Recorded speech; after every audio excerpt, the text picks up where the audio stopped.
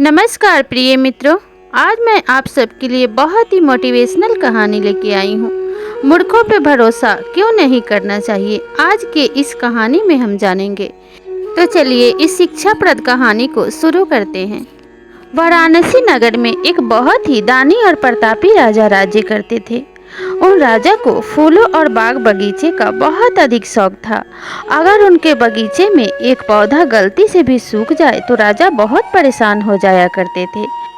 उन्होंने अपने बगीचे के देखभाल के लिए एक बहुत ही गुणी और कुशल माली को रख रखा था। वह माली उस बगीचे की देखभाल बहुत ही निपुणता के साथ करता था और एक एक पौधे को समय पे पानी और खाद दिया करता था, जिसके कारण उस बगीचे के पौधे हमेशा फूलों से लदे रहते थे और बहुत ही हरे भरे रहते थे। राजा सुबह शाम उस बगीचे का सैर किया करते थे। उस बगीचे में खिले हुए फूलों को देखकर राजा को बहुत अधिक प्रसन्नता मिलती थी और माली को अच्छे से देखभाल करने के लिए राजा समय समय पे उसे इनाम भी दिया करते थे।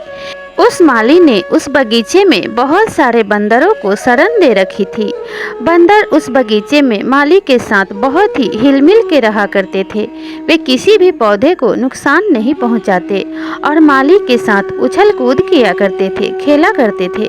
माली को भी बंदरों का स्वभाव बड़ा पसंद आता था और वे बंदरों से मित्रतापूर्ण व्यवहार किया करता था। एक समय की बात है कि राजा ने एक बहुत ही बड़े उत्सव का आयोजन किया। सभी लोग उस भव्य समारोह में शामिल होने के लिए जाने लगे। माली का भी मन हुआ कि वह उत्सव में शामिल हो जाए, लेकिन उसके ऊपर उस बाग की और पौधों की जिम्मेवारी थी। वह बहुत ही चिंतित होकर मन में विचार करने लगा कि अगर मैं इन बाग बगीचे पौधों को छोड़कर महोत्सव देखने जाऊंगा तो ये पौधे सूख जाएंगे और राजा मुझ पे बहुत ही क्रोधित हो जाएंगे या फिर मुझे नौकरी से निकाल देंगे। माली इन सब बातों को सोचते हुए बहुत ही चिंताग्रस्त बैठा था। तभी बंदरों का जो राजा था उसने माली को देखा और उसके पास आकर पूछा कि क्या हुआ मित्र, आप इतने चिंता में क्यों बैठे हो। तभी माली ने बंदरों के राजा को बताया कि बहुत ही बड़े उत्सव का आयोजन हुआ है जिसे महाराज ने करवाया है। उसमें नगर के सभी लोग शामिल हो रहे हैं, लेकिन इन पौधों की वजह से मैं उसमें शामिल नहीं हो सकता। अगर मैं इस बगीचे को छोड़कर उत्सव में शामिल होने के लिए गया तो पौधे सूख जाएंगे और जिसके लिए मुझे राजा दंडित करेंगे। अगर मैं चला गया तो इन पौधों को पानी कौन देगा।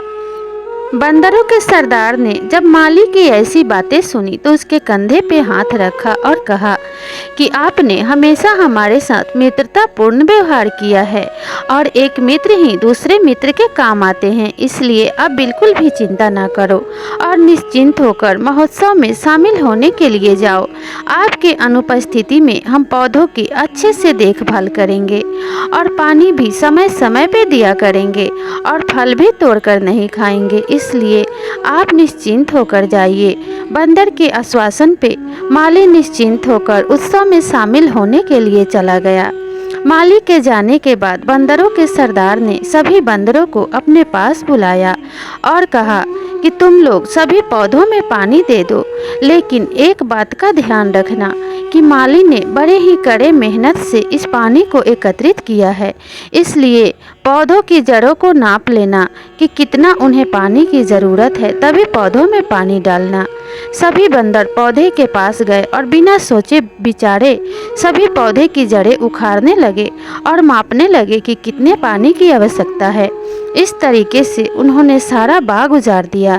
जब बंदर ऐसा कर रहे थे उसी समय उसी रास्ते से एक वृद्ध व्यक्ति गुजर रहा था। उसने कहा कि यह सब क्या कर रहे हो तुम लोग, यह बाग क्यों उजाड़ रहे हो। यह तो राजा का बाग है, वह तुम सबको जीवित नहीं छोड़ेंगे। इस पर बंदरों ने कहा, इसमें हमारा क्या दोष है। माली ने हमें पौधों की जड़ों में पानी डालने के लिए कहा था। जब तक हम जड़ें नहीं उखाड़ेंगे तब तक उसके जड़ों में पानी कैसे डालेंगे।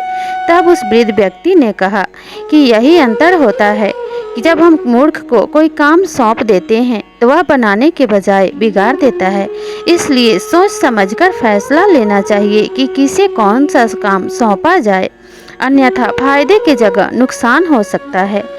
अब राजा का सारा बाग नष्ट हो चुका था।